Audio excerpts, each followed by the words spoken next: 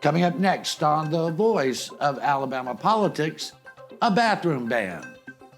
Also, the legislature has some church-state problems, and the Senate is holding up the gambling bill.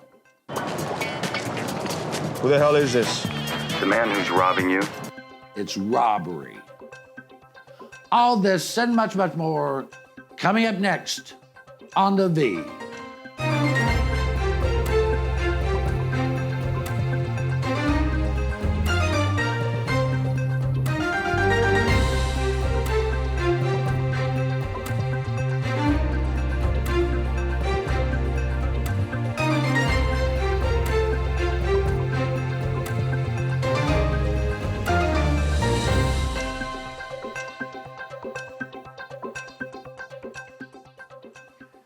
Welcome to the Voice of Alabama Politics, where we tackle the tough issues so you have the hard facts.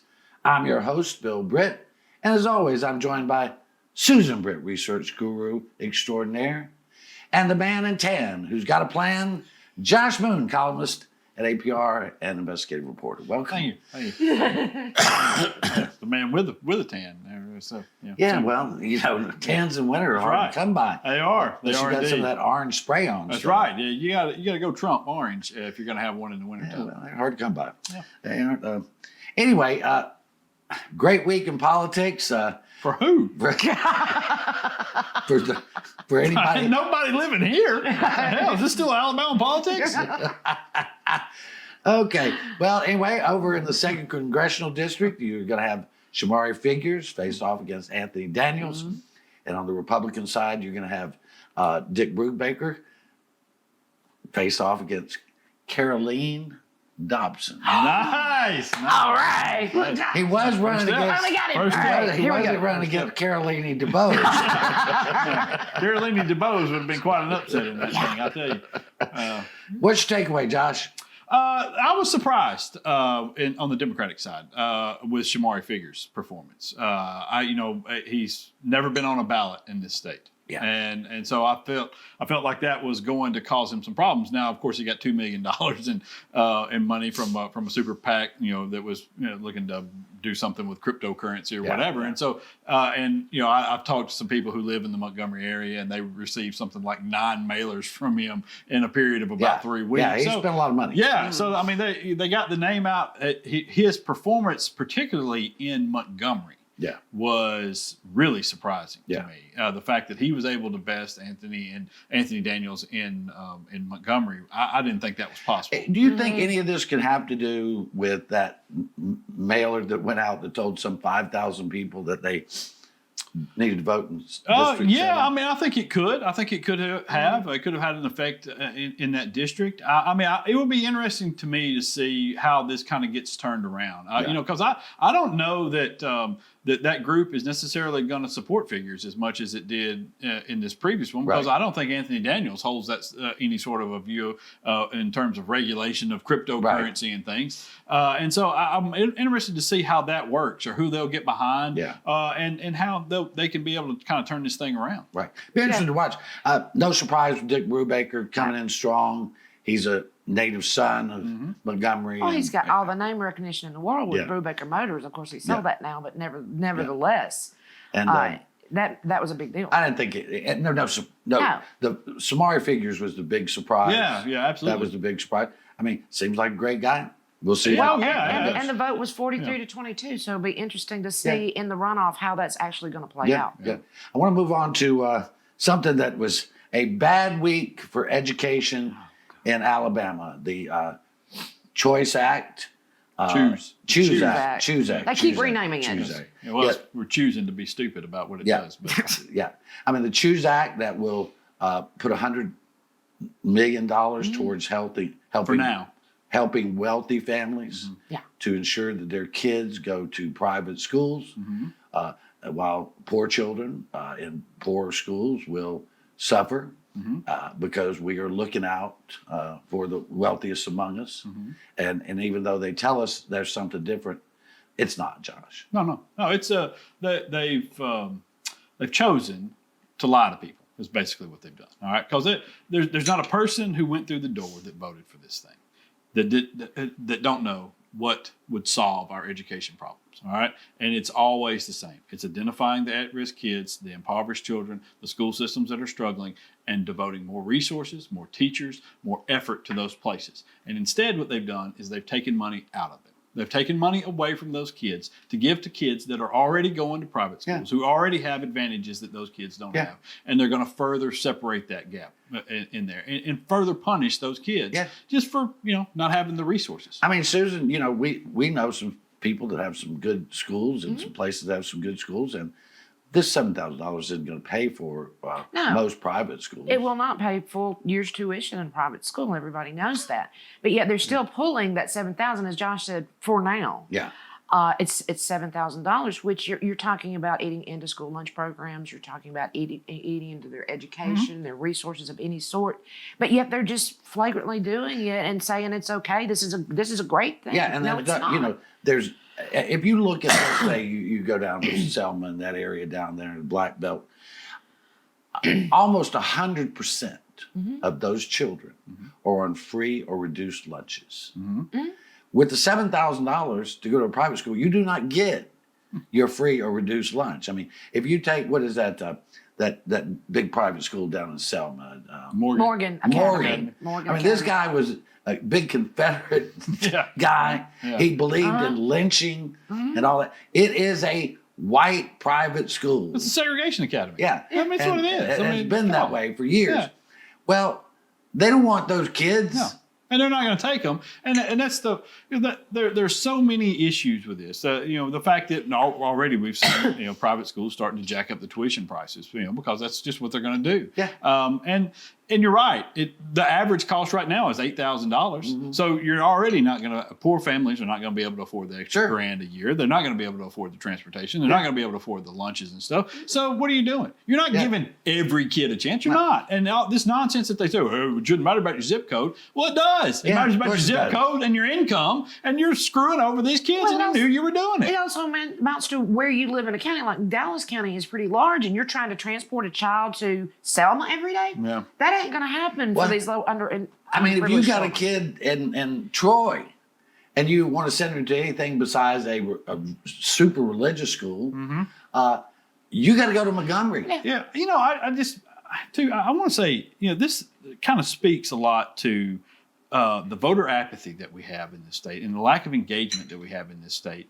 And also, how we've lost the AEA over the course. I mean, could you imagine this happening with Paul Hubbard? No. I mean, with the organization that would have happened back during those days. Yeah. The majority of people in this state who have children or who have had children have sent them to public schools in this state, and they love those schools. They love their teachers. They talk about them with great pride, and they lament the fact that they don't have more resources.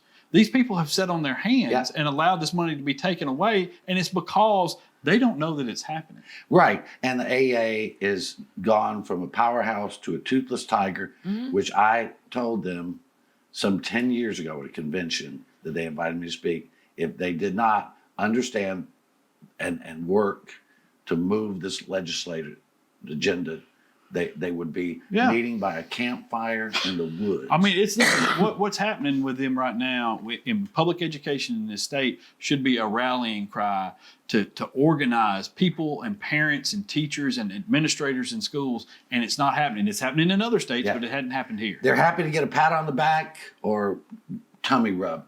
You're watching the voice of Alabama politics. We'll be right back.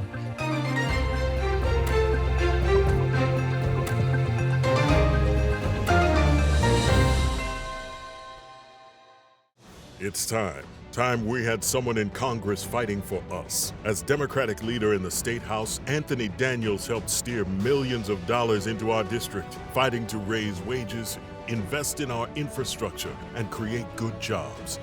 Now he's passed a new law, removing state taxes on overtime pay, putting more money in our pockets. It's time for Anthony Daniels for Congress. One of us for all of us. I'm Anthony Daniels, and I approve this message. Your home is your most valuable asset. But what if someone tried to steal it from you? Property fraud is one of the fastest growing areas of fraud in the country today. As a district attorney, I've seen firsthand the devastating effects of property fraud. That's why I'm proud to support the Montgomery County Probate Court's REACT program. REACT is designed to protect your property and to give you peace of mind. By signing up, you'll receive an email notification if a document is filed against your property. This program is a game changer. It has the potential to prevent fraud and protect countless homeowners throughout Montgomery County. So don't wait. Sign up for REACT today and protect your home. Protect your home with REACT. Sign up today.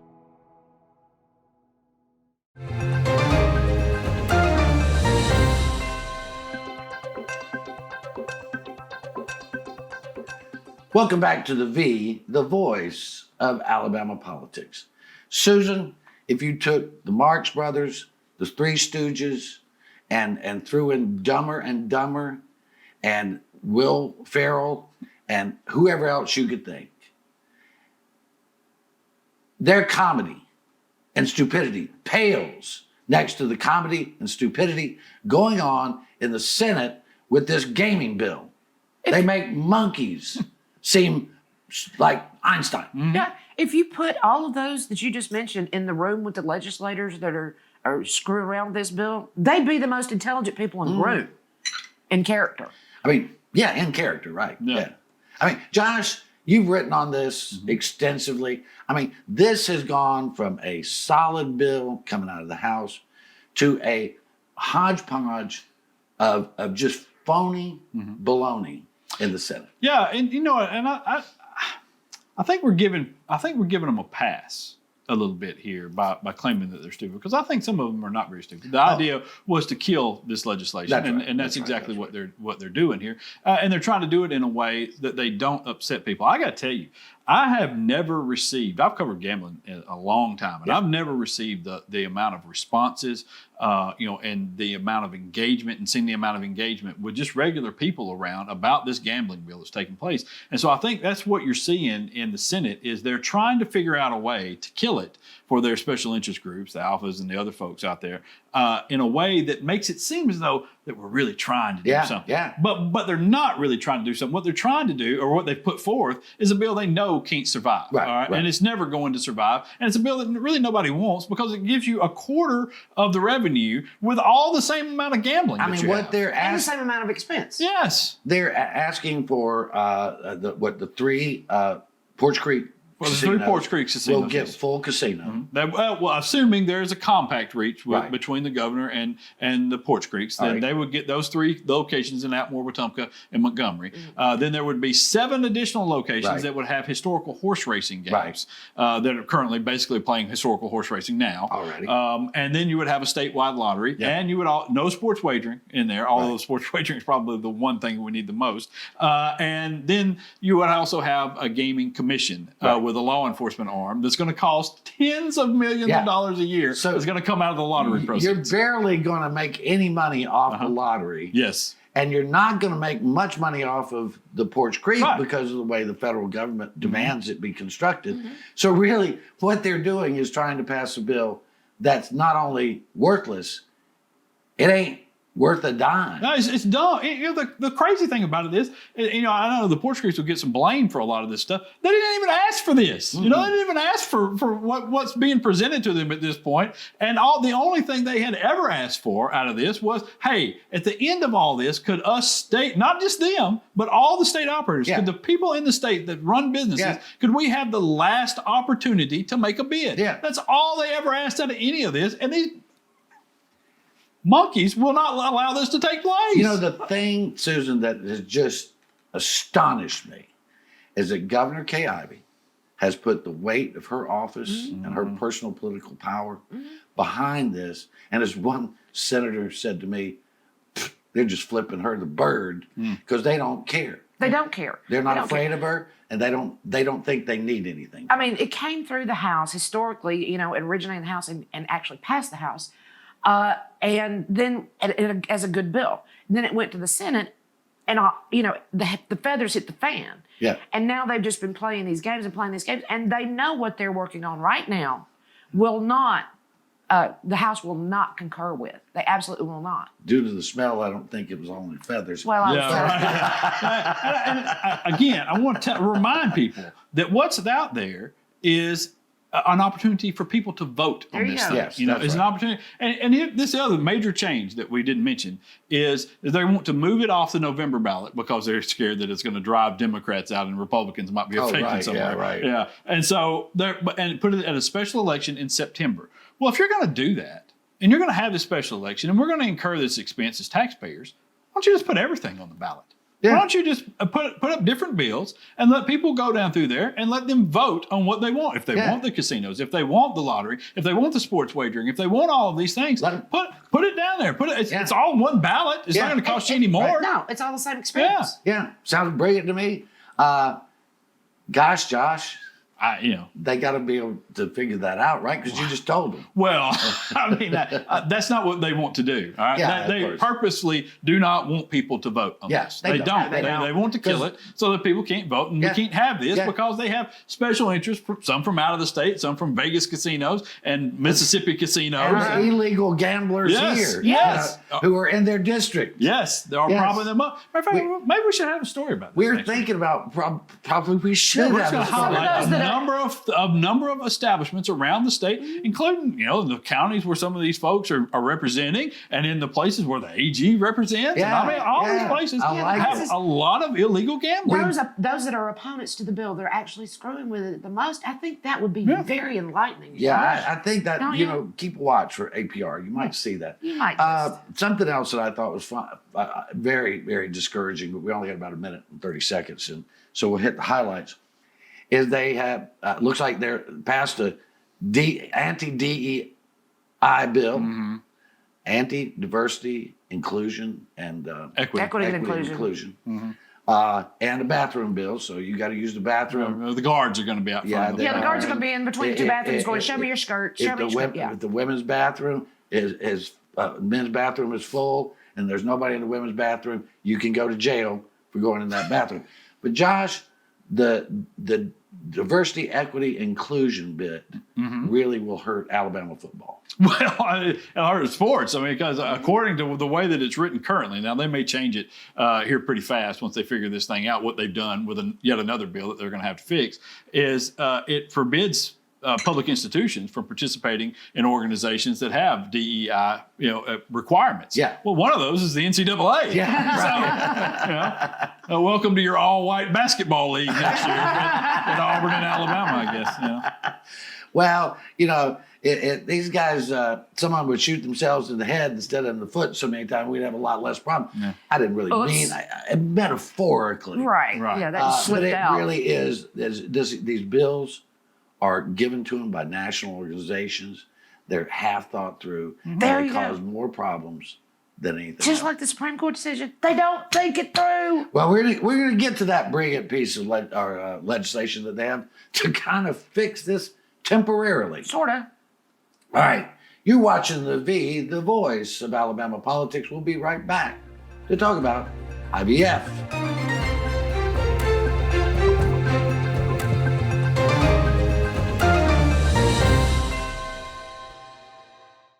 It's time we had someone in Congress fighting for us. As Democratic leader in the State House, Anthony Daniels helped steer millions of dollars into our district, fighting to raise wages, invest in our infrastructure, and create good jobs. Now he's passed a new law, removing state taxes on overtime pay, putting more money in our pockets. It's time for Anthony Daniels for Congress. One of us for all of us. I'm Anthony Daniels, and I approve this message. 125 to 620. As a paramedic, you wouldn't believe the things that we've seen. I've seen all types of horrible things. I mean, we're there basically picking up the pieces from your worst day. Everyone is just driving and not paying attention. We all have the same goal. All of us want to go home alive and safe and harm nobody else in the process. Slow down. Be careful. Care about the other people on the road. Don't be the reason that someone else doesn't go home tonight.